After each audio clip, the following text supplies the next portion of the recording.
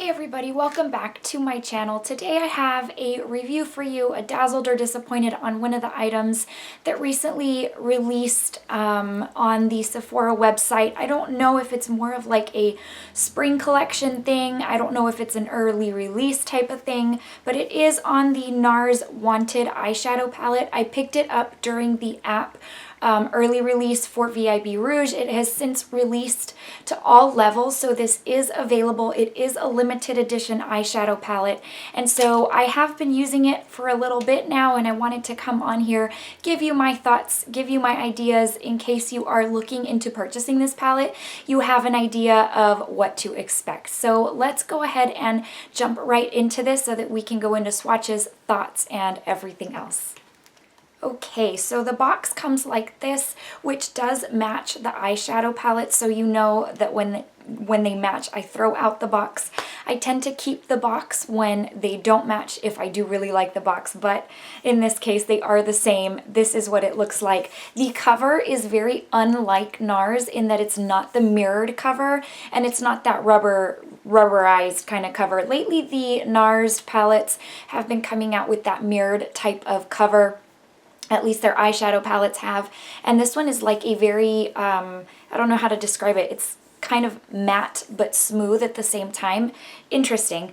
And this is the color scheme to this palette is the type of shade range that I've told you in the past. I really do like those kind of brown, red, cranberry type shades, because if you have green eyes or if you have hazel eyes, these types of shades will make your eyes pop. So like I said, I picked mine up through the Sephora website for $59. And I do want to give you a brief description of what the Sephora website says about this palette before we go into swatching, so that if you have not yet heard about this palette or you've been just kind of semi-intrigued and didn't really do research, you know what it is. So it is a Lustworthy limited edition palette of 12 high impact shadows with a new pure pigment formula for endless eye looks.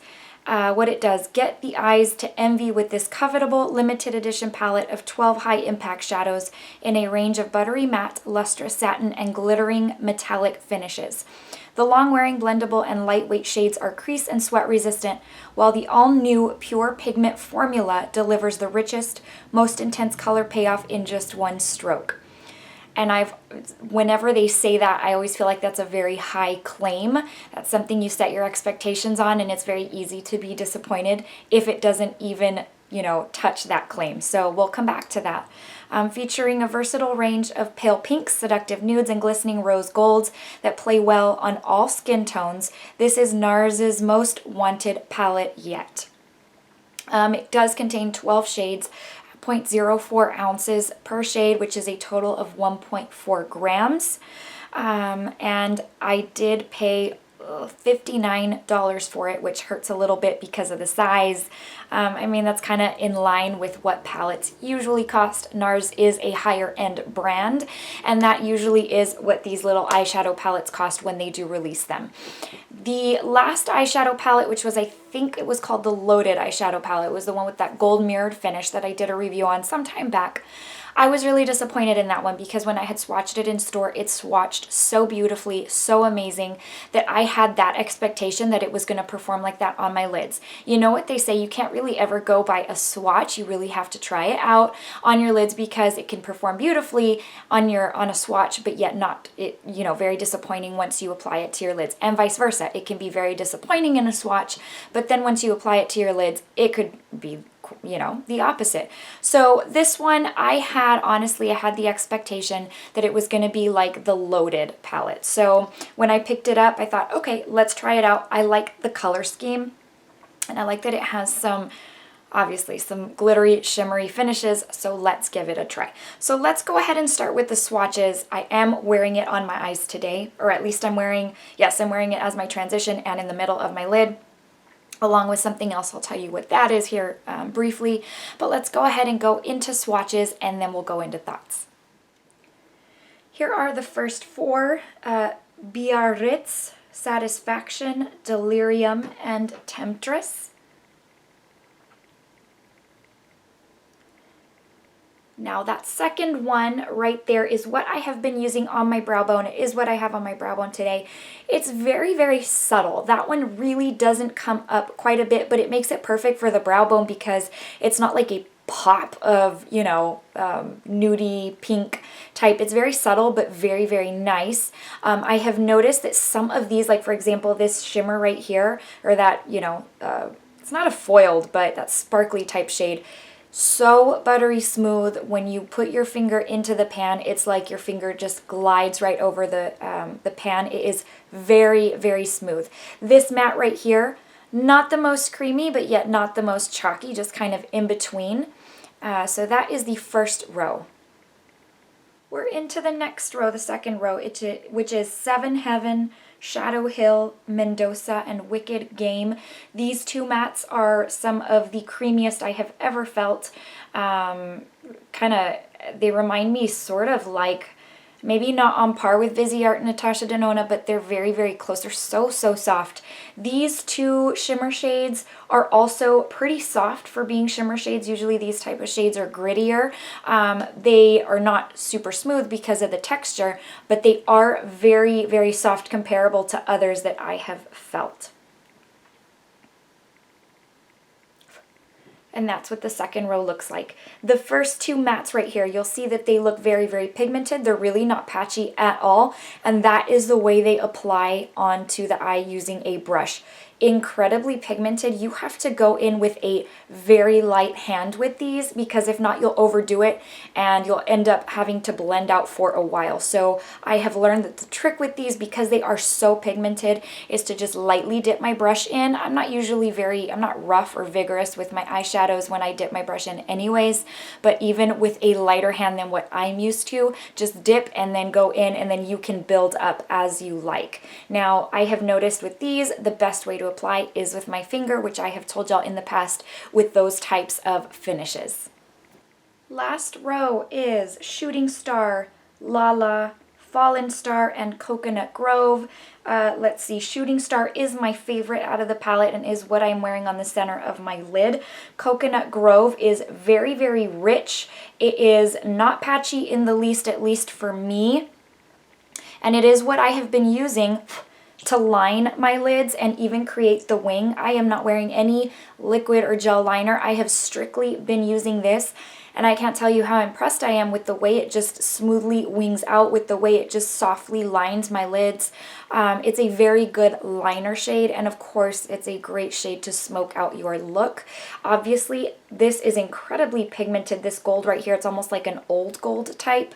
Maybe not so much. It's like a bronzy gold, I guess, but it is very, very pigmented right there. And this is the one I told you is my favorite out of the bunch and is the one I am wearing on the center of my lids today.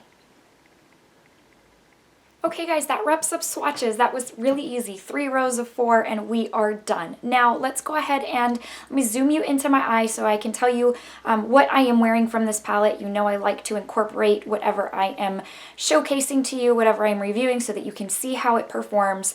And then I'm going to take you into thoughts. So like I mentioned to you, this second shade right here is what I'm wearing on my brow bone. It's called Satisfaction.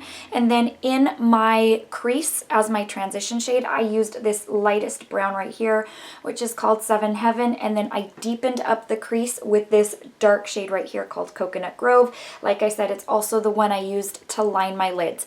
In the center of my lid, I am using the Shooting Star shade, which like I said is my favorite. Now the rest of my lid, so outer and inner portion of my lid, I am wearing the Kevyn Aucoin ElectroPop eyeshadow palette. And so if you are, I've decided if I'm going to post that review before I post this one. If I post that one first, there is a review on my channel. Go check it out if you are interested in that one.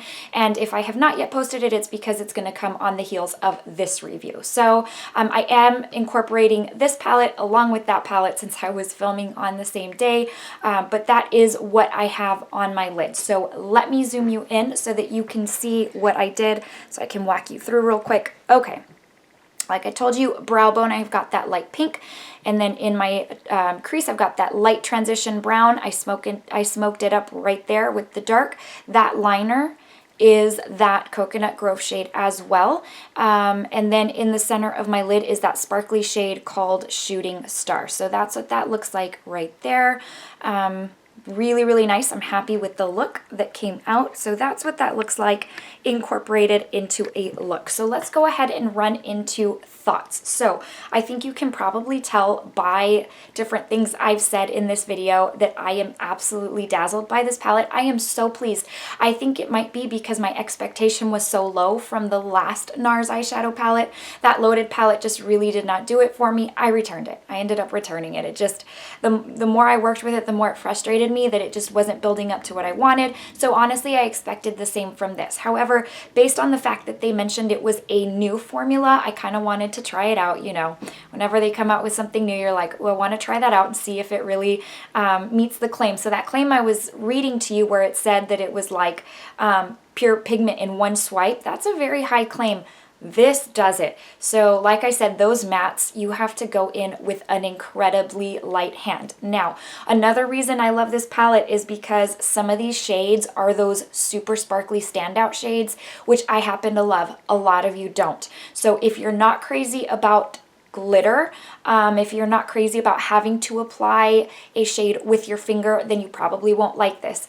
I don't mind applying with my finger. I would actually prefer it if it's going to give me the most pop of color, the most pigment, the most sparkle. So I absolutely have no problem. I will tell you, as I always do, I applied glitter glue in the center of my lid where I applied that shooting star. I really do think you are going to need glitter glue for this. I wouldn't apply it without because then on me it ends up a fallout mess. So as it is, in applying with my finger and with glitter glue, I did get a little bit of glitter fallout. Nothing extravagant, nothing, you know, it just kind of fell a little bit on my false lashes or on my lashes. And then as the day wore on, because I wore this yesterday, I think I wore it the day before, it fell onto my falsies throughout the day. Nothing really major, nothing to where I would say that's a deal breaker for me on this. So this is really, really beautiful. If you are looking for, if you're looking, one, to try out Nars shades, I think this is the best way because apparently they've reformulated their shadows in this palette. The pigmentation is incredible. If you want good mattes, this has really good mattes without you having to dig and build and build and build because the pigmentation is so intense. And it's got that mix of mattes and standout shades to where you can make an eye look just absolutely pop. So this thing is really, really great. I'm happy with it. I'm really dazzled by it. I'm just going to say it, I'm almost kind of bummed that I'm dazzled by it because I was hoping that these releases would taper off. And it's kind of like, you know, after all the palettes that have released, you're like, oh man, do I really want to, you know, plunk down some more for another palette? But guys, this is really incredible. I do love it. Like I said, if you are turned off by those things I mentioned, then don't grab it because you will absolutely hate it. But love it. This one's a keeper in my book. So I hope that you have found this Dazzled or Disappointed helpful on this Nars Wanted eyeshadow palette. All right, guys, before I let you go, I do need to give you the verse of the day. Today's comes from 1 John 4:20 and 21, and it says, "Anyone who does not love his brother whom he has seen cannot love God whom he has not seen. And he has given us this command, whoever loves God must also love his brother." All right, guys, I hope this has been encouraging to you just to love one another. It's basically saying if we can't love each other when we can see each other, how are we going to love God when we can't see him? We have to take him by faith.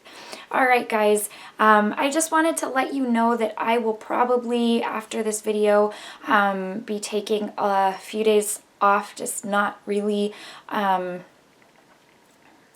filming or not really doing much. Some of y'all already know by the comments that I've posted to you and the responses that I have posted to you, you know, over the past few days that I had to say goodbye to my pup, to my Bruce, and so this has been an incredibly difficult week. So mustering up the motivation to even film this has been incredibly difficult. So I am going to probably not film for maybe the next week or so. Y'all are always so sweet, and if I go MIA for a few days, y'all are very, very sweet, and you reach out to make sure I'm okay. So I'm just letting you know beforehand that that's the deal. I will be back very, very soon. I haven't decided if before I take the few days off, if I'm going to film a lot of you with my declutter video, you requested that I do a review of the Pat McGrath Mothership eyeshadow palettes. I was unsure of whether I wanted to do those because of the price tag. I hate putting that out there when, you know, it's not everybody's cup of tea. A lot of people can't afford it. Heck, I probably shouldn't even be buying something like that. But anyways, so, but I hadn't posted a review, but when y'all saw it in my declutter, obviously as palettes I was keeping, several of y'all did request that I do reviews of those because of the mixed reviews out there, so I would be more than happy to do that. I just don't know if I'm going to do that now or if I'm going to just do that in a few days when I can motivate myself to get back on here. So keep an eye out for that. I will do that. It is my next video on the to-dos. Alright guys, well I hope you're having a wonderful day, a wonderful week. Take care of yourself. If you'd like to follow me on Instagram, you can find me at Michelle's Glamour. I don't often say this anymore. I used to say it in every video, but every once in a while I'll throw it out there. I hope that if you found this video helpful or, you know, even just entertaining, that you'd hit the like button and that you'd consider subscribing. No pressure, but it would be nice to have you on this journey with me. All right, guys, I'll see you in the next video. Take care.